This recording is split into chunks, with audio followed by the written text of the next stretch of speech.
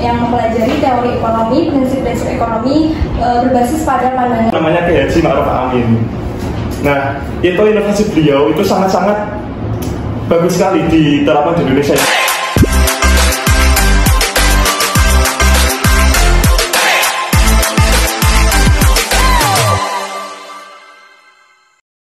Assalamualaikum warahmatullahi wabarakatuh. Oke, halo semuanya, kembali lagi bersama kami di EI Podcast.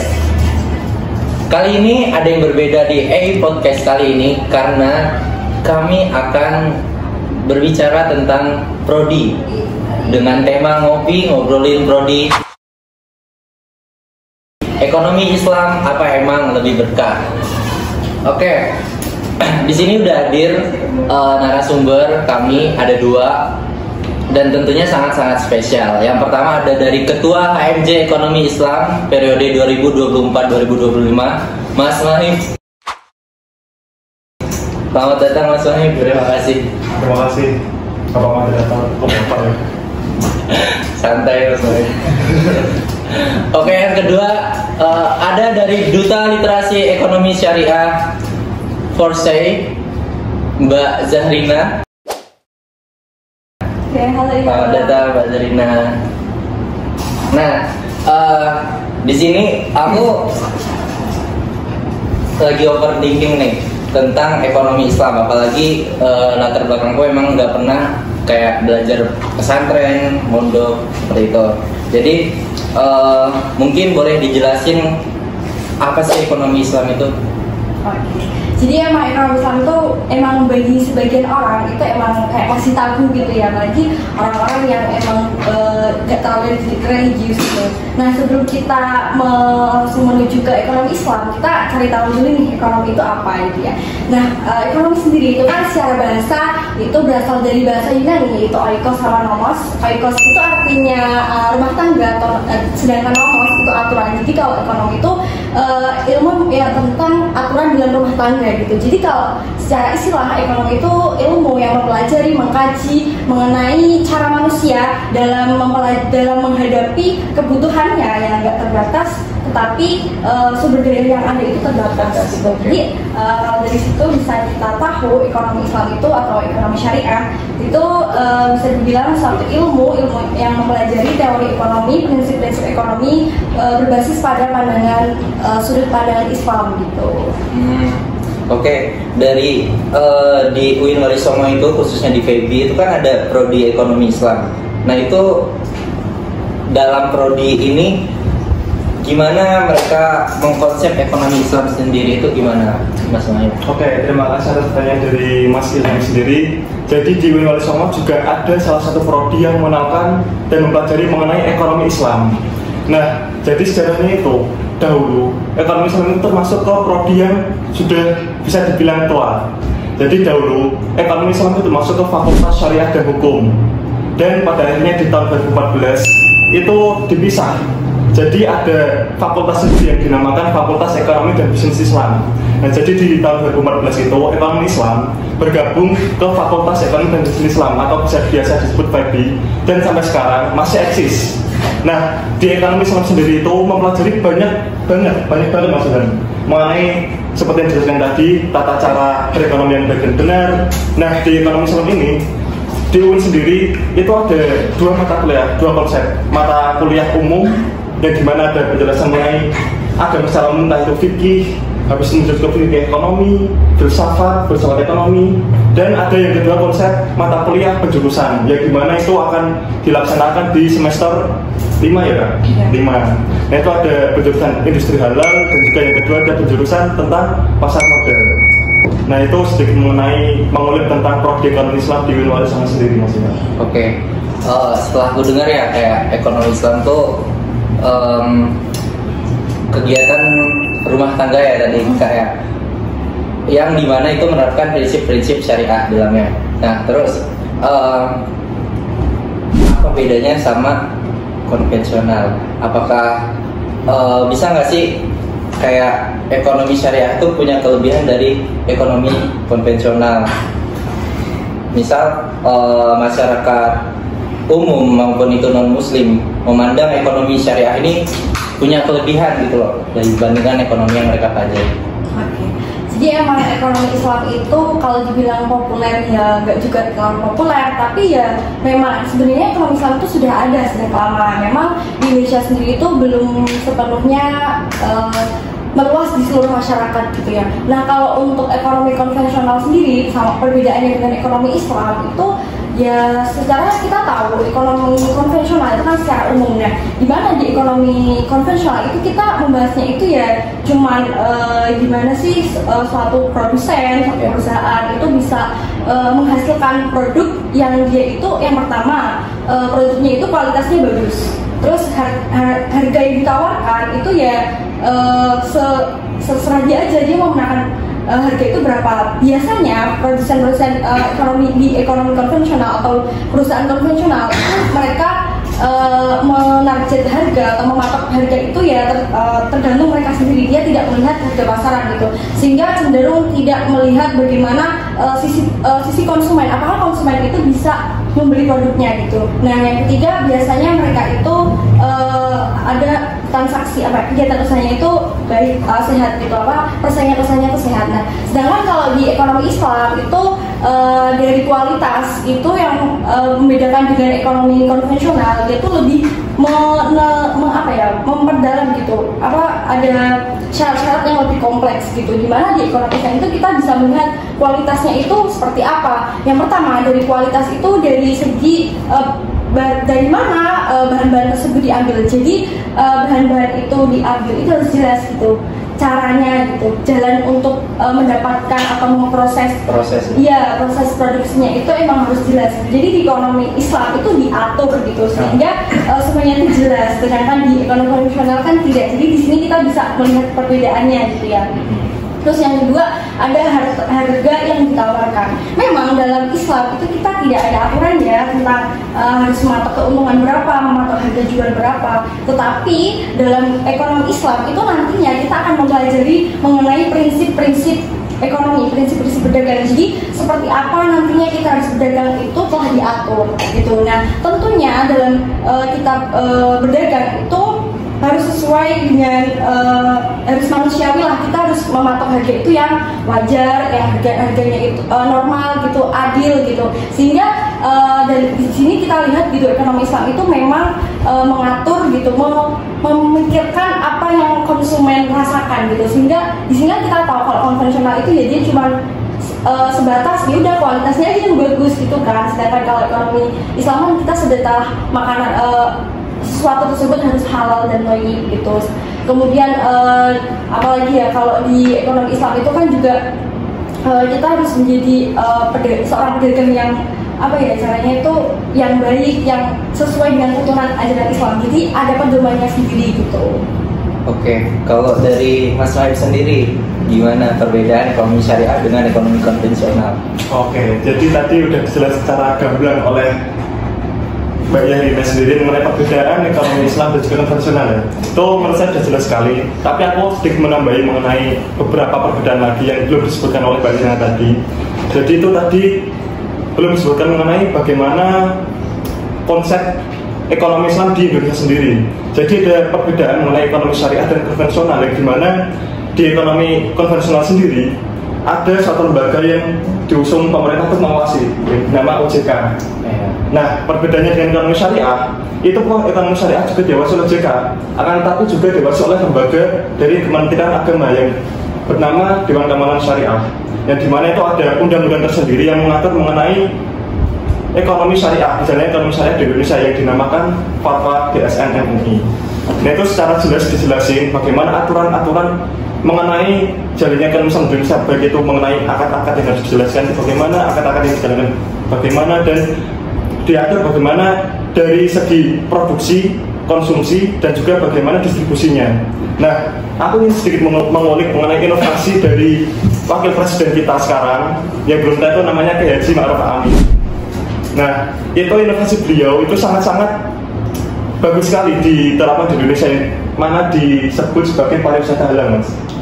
Nah, jadi itu inovasi dari Pak Ma'ruf Amin sebagai wakil presiden itu pariwisata halal, yang dimana sudah diterapkan di beberapa tempat, Dan itu juga bekerjasama dengan Kementerian Pariwisata dan Ekonomi Kreatif, yang dimana diketuai oleh Pak Sandiaga Uno. Itu maksudnya. Oke, setelah tadi disebutkan kalau ekonomi syariah atau Islam itu kan sangat-sangat memperhatikan produsen dari mulai harga, konsumen, terus proses pengolahan dan kualitas barangnya. Ada lagi nggak sih manfaat dari kita sendiri buat belajar ekonomi syariah? Oke, kalau manfaat kalau dari aku ya mungkin aku kan udah belajar ekonomi Islam 2 tahun ya, karena sebenarnya aku emang dari pergi PS atau SMA, cuman emang mempelajarinya kan hanya ekonomi. Kalau aku merasa selama 2 tahun ini aku mendapatkan impactnya itu kan di aku sendiri, dampak selama ini aku belajar ekonomi Islam itu dapat apa sih gitu ya. Mungkin lebih gini ya, ternyata kita jadi lebih tahu bahwasanya Islam itu memang mengajarkan semuanya gitu, maksudnya secara detail itu diatur dan dibahas secara detail gitu.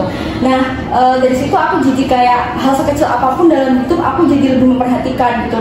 Kalau yang dulu aku jarang kayak, biasanya kan kita kan anak kos tuh budgetnya kayak ini ya kak apa nipis gitu ya, maksudnya minimal banget gitu. Itu kan juga kalau yang kerja ya dia punya uang sendiri, tapi kalau yang nggak kerja kan dia emang budgetnya pas-pasan gitu. Nah, jadi dari aku belajar ekonomi Islam itu aku dapat gimana caranya budgeting secara Islam, mengatur keuangan secara Islam. Itu sih yang paling berdampak banget.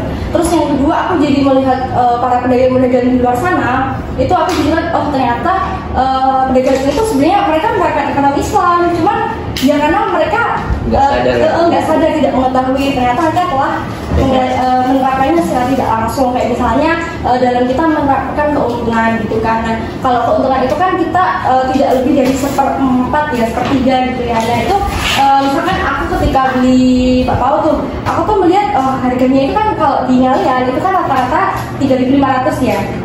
Nah itu kan memang harga pasaran gitu ya.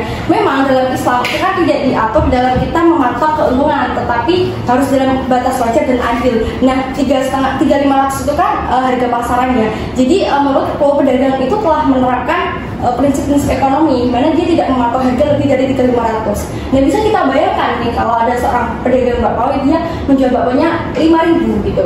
Nah itu kan dia bisa merusak harga di pasaran gitu kan. Dia malah apa ya istilahnya pasar itu jadi rusak gitu, malah merusak harga itu sendiri. Sehingga kita tahu bahwasanya memang penting banget gitu untuk kita belajar yang namanya ekonomi Islam gitu. Menurutku itu sih kayak impact kecil yang berdampak pada kehidupan aku sendiri. Nah yang kedua kalau untuk dampak ke orang lain nih, manfaat ke orang lain, mungkin kayak gini ya. Biasanya tuh kalau orang-orang yang baru mendengar tentang ekonomi Islam itu mereka tuh kayak emang ekonomi Islam ada ya, emang bedanya apa gitu kan, kayak tanyanya tuh kayak sebatas itu loh, padahal emang sebenarnya tuh berbeda gitu. Kayak kita di dunia perbankan nih gitu kan, itu kan memang apa ya, secara bank konvensional dan bank syariah itu kan berbeda gitu kan dari segi skema dan mekanismenya gitu. Kayaknya itu sih impact dari aku ke orang lain. Mungkin kalau aku untuk orang lain itu bisa kayak jelasin beda, karena emang di situ tuh apa ya, ajarannya itu beda, maksudnya mekanismenya itu dari mekanisme prosesnya itu berbeda gitu. Oke, kalau dari Mas Maib sendiri ada nggak sih setelah belajar ekonomi Islam nih, ada nggak yang merubah pandangan Mas Maib? Nah, jadi tentunya tetap ada ya guys. Jadi itu setelah belajar ekonomi Islam, seperti latar belakang seperti Mbak Yani tadi, yang dimana aku di SMA itu latar belakang di mata kuliah ilmu pengetahuan sosial, yang dimana juga mempelajari tentang ekonomi secara konvensional atau global. Nah setelah kuliah di UIN Wali Songo sendiri, tentunya di program studi ekonomi Islam, itu jadi tahu bagaimana batasan-batasan dan peraturan-peraturan yang harus diterapkan pada saat kita itu berbisnis, bertransaksi, dan lain-lainnya lah, yang pokoknya tentang perekonomian. Nah itu sangat merubah pandanganku, entah itu bagaimana akad-akad yang harus dijalankan, terus batasan-batasan harga, itu namanya balance budget tadi yang dijelaskan oleh Kak Yarin. Nah tadi itu bagaimana pedagang meraih keuntungan harus sesuai dengan takaran atau kadaran yang sudah ditetapkan oleh di Al-Quran dan Sunnah, itu sudah dijelaskan secara gamblang sekali. Nah itu tadi merupakan prinsip balance budget yang harus diterapkan oleh pedagang. Nah terus tadi saya kan juga aktif di HMJ Ekonomi Islam. Nah itu juga memberi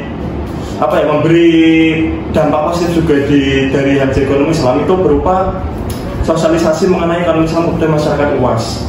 Jadi itu di HMJ Ekonomi Islam yang sudah berjalan selama setengah periode ini, itu saya membawa visi besar untuk mensosialisasikan ekonomi Islam kepada masyarakat luas, yang dimana seperti yang kita ketahui negara kita itu negara yang mayoritas beragama Islam ya Pak. Nah, jadi mirisku dari pemikiranku itu belum banyak orang-orang masyarakat yang tahu bagaimana sistem ekonomi Islam sendiri. Nah, jadi visi besar Ensiklopedia Ekonomi Islam ini membawa bermanfaatan dan juga membawa eksistensi secara besar kepada masyarakat luas. Bagaimana mereka bisa mengetahui ekonomi Islam, gitu. Oke. Mbak Zahri sama Mas Naif kan sama-sama dari jurusan ekonomi syariah kan, ekonomi Islam. Nah, kalau lulus nanti prospek kerja yang terbuka bagi lulusan jurusan ekonomi Islam tuh apa aja? Kayak kalau aku sih mikirnya bisa nggak sih ekonomi Islam tuh beranak ke konvensional atau sebaliknya konvensional, ada nggak sih yang lulusan ekonomi Islam tapi tidak bisa dimasukin lulusan ekonomi yang biasa atau konvensional gitu? Mas Mike mungkin lebih dulu. Oke, jadi itu banyak sekali prospek kerja dari ekonomi Islam sendiri yang tidak bisa dimasuki oleh ekonomi dari orang-orang ekonomi konvensional. Contohnya ada di Indonesia itu lembaga yang baru beberapa tahun lahir, itu namanya Badan Amil Zakat Nasional. Nah, itu Badan Amil Zakat Nasional itu sangat prospek sekali kepada masyarakat Islam yang mau menjalani karir di bidang sesuai dengan jurusan mereka di ekonomi Islam. Nah, jadi itu salah satu prospek yang masih menjurus sekali ke ekonomi Islam. Dan yang kedua itu banyak sekali di Dewan Pertimbangan Syariah DPS di Kemenak sendiri, yang dimana tadi sudah saya jelaskan ada undang-undang yang menjelaskan mengenai bagaimana ekonomi Islam berjalan di Indonesia yang diatur di Fatwa DSN MUI, dan itu ada Dewan Pertimbangan Syariah yang dimana itu membutuhkan sekali ahli-ahli dari ekonomi Islam. Dan itu salah satu jurusan yang prospek kerja yang dapat diambil oleh mahasiswa ekonomi Islam sendiri. Kalau dari Mbak Zahri? Oke, kalau dari aku di ekonomi Islam itu kita karena kan ada penjurusan juga ya, ada industri halal dan juga keuangan serta pasar modal. Nah, untuk industri halal sendiri itu di Indonesia itu dibawahi oleh Kementerian Agama, di mana Kementerian Agama itu menunjuk kepada BPJBKH, yaitu Badan Penyelenggara Jaminan Produk Halal, untuk dia istilahnya membawahi mengurusi tentang bagian produk halal, tentang sertifikasi halal produk. Dimana sekarang di UIN Wali Songo sendiri juga sudah ada yang namanya WHC, yaitu Wali Songo Halal Center, dimana itu mereka itu yang membantu pemerintah untuk menggaung-gaungkan yang namanya sertifikasi halal. Dan tentunya WHC UIN Wali Songo ini juga di bawah Kementerian Agama dan juga BPJBKH. Selain itu dari jurusan ekonomi Islam itu kita juga bisa kerja sebagai konsultan keuangan, sebagai analisis keuangan, analisis pajak. Nah, sebenarnya untuk program studi ekonomi Islam atau ekonomi syariah ini kita nyebutnya apa nih Kak? Yang ekonomi Islam aja kali ya? Ekonomi Islam. Ya. Itu emang luas banget gitu ya. Maksudnya kita bisa sebenarnya tuh di ekonomi Islam itu mencakup seluruh prodi yang ada di FEB kita. Itu kan di prodi kita kan ada 4 di jurusan di Fakultas Ekonomi Bisnis Islam UIN Wali Songo kan ada 4 prodi. Yang pertama ada ekonomi Islam, itu yang paling tertua. Terus yang kedua ada akuntansi syariah, kemudian ada perbankan syariah dan juga manajemen. Nah, sebenarnya ekonomi Islam itu mencakup semua prodi yang ada di FEB. Jadi akuntansi syariah itu memang perluasan dari lingkup ekonomi syariah. Jadi dia itu dulu dibahas di ekonomi Islam gitu, artinya iya dia itu dalam lingkup ekonomi Islam gitu. Jadi akuntansi syariah, perbankan syariah, manajemen itu dibahas semua di ekonomi Islam. Sehingga sebenarnya kalau dari mahasiswa kita nih, kalau mau bikin skripsi itu bisa ambil dari skripsinya anak akuntansi, anak perbankan, dan juga anak manajemen. Karena emang ekonomi Islam itu itu mereka tuh cabang-cabang dari ekonomi Islam. Jadi kita bisa sebenarnya fleksibel gitu ya, kerjanya itu bisa di mana saja. Kita bisa kerja sebagai analis pajak, tentunya kan pajak itu merupakan bagian dari akuntansi. Juga ada kerja di bank konvensional atau di bank syariah itu juga bisa, meskipun itu merupakan bagian dari prodi perbankan syariah. Nah, itu memang luas banget sih Kak gitu kalau di prodi ekonomi Islam. Oke, berarti ekonomi syariah itu prospek kerjanya sangat luas, tadi juga mencakup seluruh prodi di FEB kan. Oke, tadi juga sempat disinggung sama Mas Said kalau masyarakat Indonesia kan mayoritas beragama Islam. Nah, terus gimana sih kamu melihat potensi ekonomi Islam di Indonesia sekarang ini? Nah, jadi itu ya karena seperti yang saya bilang tadi, memang mayoritas masyarakat Indonesia itu lebih dari 80% itu beragama Islam ya, dimana dari jumlah semua penduduk itu 282 juta jiwa sekarang, lebih dari itu. Nah, itu merupakan suatu bisa dibilang awal yang sangat bagus untuk negara Indonesia untuk bisa menerapkan ekonomi Islam secara kafah dan secara menyeluruh. Nah, itu merupakan salah satu bekal Indonesia untuk bisa menerapkan untuk bisa menginovasikan banyak hal tentang ekonomi syariah, entah itu di perbankan syariah, di sistem akuntansi syariah bisa diterapkan dan lain-lain. Nah, itu merupakan salah satu impact besar yang bisa kita gunakan, yang dimana masyarakat itu beragama Islam untuk kita latih bagaimana literasi dan juga kompetensi mereka mengenai ekonomi syariah. Nah, keresahan tadi yang saya bilang, masih banyak masyarakat Indonesia yang masih awam mengenai ekonomi syariah. Nah, jadi tugas kita sebagai mahasiswa itu bagaimana bisa mengedukasi dan juga meng-share pengalaman kita dan juga pengetahuan kita kepada masyarakat luas agar bisa ekonomi Islam itu bisa tumbuh besar di Indonesia yang merupakan negara mayoritas Muslim. Oke, kalau dari Mbak Zahrina. Oke, aku menyambung dari yang tadi bilang bahwasanya memang industri keuangan syariah di Indonesia itu udah membantu bagaimana pertumbuhan ekonomi Indonesia itu meningkat gitu ya. Sehingga kita tuh lihat bahwasanya sekarang aja masyarakat tuh masih banyak yang belum kenal ekonomi syariah, ekonomi Islam.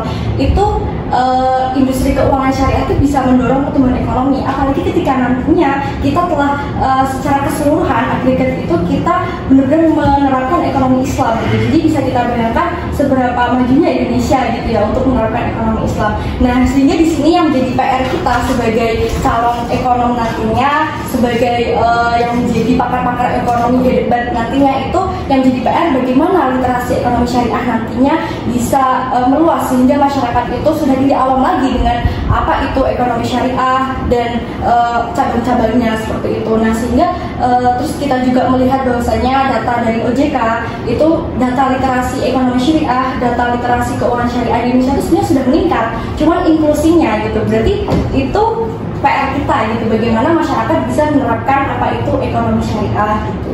Berarti sayang banget ya Kak, kalau kita udah punya SDM-nya nih, di mana mayoritas masyarakat itu beragama Islam tapi tidak mengerti apa itu ekonomi Islam sendiri atau belum menerapkan.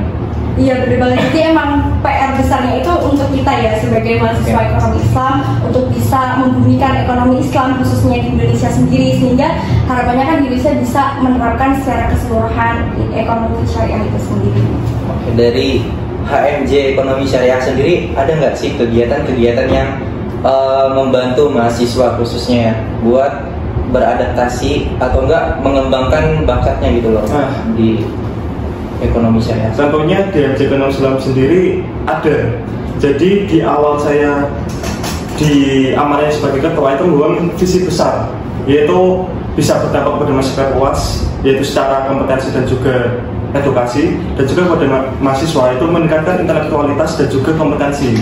Nah, ada beberapa program kerja yang kita laksanakan untuk bisa melaksanakan atau memenuhi dua visi besar tersebut.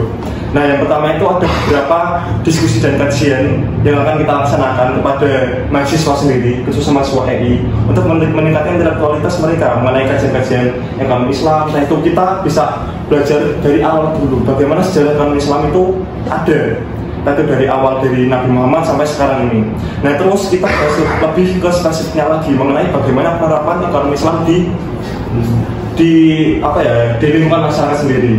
Nah, terus itu ada kita juga membawa program besar yang berupa peningkatan prestasi mahasiswa ekonomi Islam. Nah, kemarin itu sendiri sudah kita laksanakan program yang namanya ISEC, International Syariah Economics Competition, yang dimana itu ada dua kegiatan. Yang pertama ada seminar ekonomi digital. Nah, itu selain mempelajari ekonomi Islam juga bagaimana bisa beradaptasi dengan peradaban yang ada di zaman sekarang, yang dimana sudah menganut teknologi yang merupakan inovasi besar di bidang ekonomi sendiri. Nah, terus yang kedua ada lomba. Itu ada 3 lomba.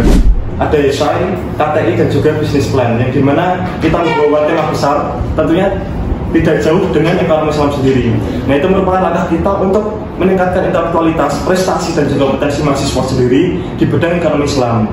Nah, terus di kemasyarakatan sendiri itu kita juga sudah menerapkan atau melaksanakan program yang dimana itu dinamakan EI Mengabdi. Nah, itu kita laksanakan bulan kemarin ya Kak.